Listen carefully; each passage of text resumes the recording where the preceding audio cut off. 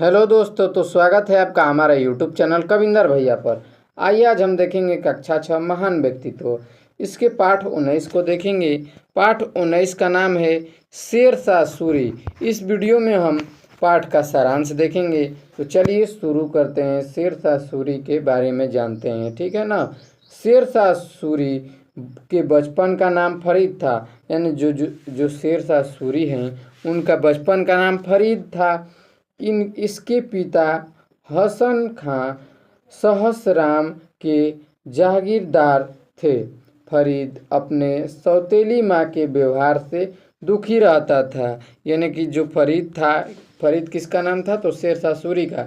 तो वो अपनी सौतेली माँ के व्यवहार से हमेशा दुखी रहता था। ये सहसराम छोड़कर जौनपुर रहने लगा। सहसराम को छोड़कर कहाँ रहने लगा? जौनपुर में रहने लगा। वहाँ इसने अरबी, फारसी, इतिहास और दर्शन का अध्ययन किया, यानी कि इन सब को पढ़ा। किसको? अरबी, फारसी, इतिहास और दर्शन का अच्छा ज्ञान प्राप्त कर लिया, ठीक है ना।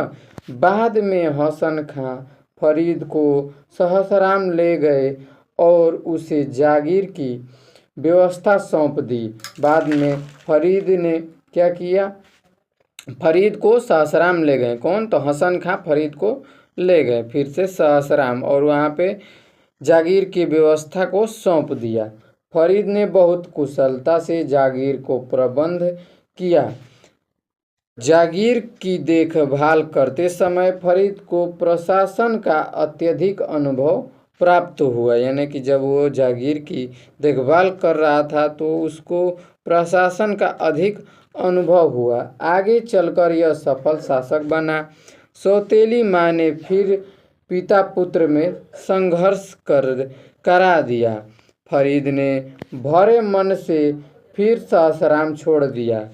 शिकार के समय फरीद ने एक शेर से बिहार के सुल्तान की रक्षा की, यानी शिकार के समय फरीद ने क्या किया कि एक शेर से बिहार के सुल्तान की रक्षा किया।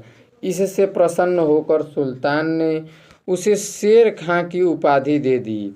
शेर खां की उपाधि उसे दे दिए। शेर खां का कहना था कि मैं मुगलों को निकाल दूंगा। शेर खां का कहना था कि मैं मुगलों को निकाल दूंगा। बाबर शेर खां की प्रतिभा से सतर्क हो गया।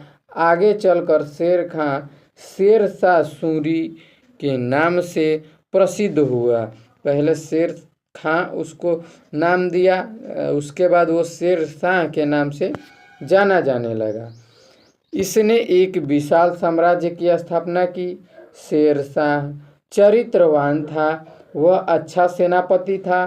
साम्राज्य की सुरक्षा के लिए इसने ऐसी सेना तैयार की जिसमें उत्तम चरित्र के आधार पर सीधी भर्ती होती थी। उत्तम चरित्र होगा तो भर्ती होती थी ना, उत्तम चरित्र के आधार पर ही उसका भर्ती होता था सेना में। शेरशाह नीति कुशल शासक था, वह न्याय प्रिय भी था। यात्रियों की सुरक्षा के लिए इसने कड़े आदेश दिए। यात्रियों की सुरक्षा के लिए उसने कड़े आदेश दिए। चोरी होने पर गांव का मुखिया या जमींदार उत्तरदायी होता था, यानी कि अगर जिस गांव में चोरी हो गई तो वहां का मुखिया या जमींदार उत्तर देगा। किसको? तो राजा को उत्तर देगा कि कैसे हुआ और उसका हल निवारण खोजा जाएगा। सजा के डर से अपराध नहीं होते थे। सजा के डर से अपराध नहीं होते थे तथा प्रजा पूर्णतः सुरक्षित थी। प्रजा पूरी तरह से सुरक्षित थी। शेरशाह ने व्यापार की उन्नति के लिए सड़कें बनवाई तथा सड़कों के किनारे छायादार वृक्ष लगवाए, यानी उसको प्रगति के लिए, उन्नति के लिए उसने सड़क भी बनवाया और सड़कों के किनारे वृक्ष भी लगाया छाया के लिए। सरायों में सुरक्षा का विशेष प्रबंध था।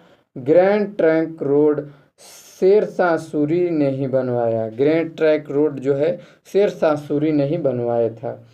यह अपनी सड़कों को साम्राज्य की धमनियाँ कहता था। इससे व्यापार में सहायता मिलती थी। इससे क्या होती थी कि व्यापार में सहायता मिलती थी। रुपए के सिक्के सर्वप्रथम शेरशाह ने ही ढलवाए। रुपए के जो सिक्के हैं वो सबसे पहले शेरशाह ने ही ढलवाए।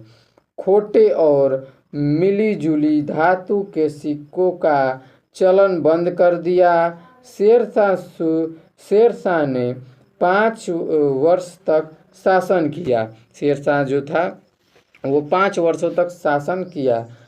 कालिंजर के विजय के समय तोप के गोले से घायल हो जाने से सन 1545 ईस्वी में इसकी मृत्यु हो गई।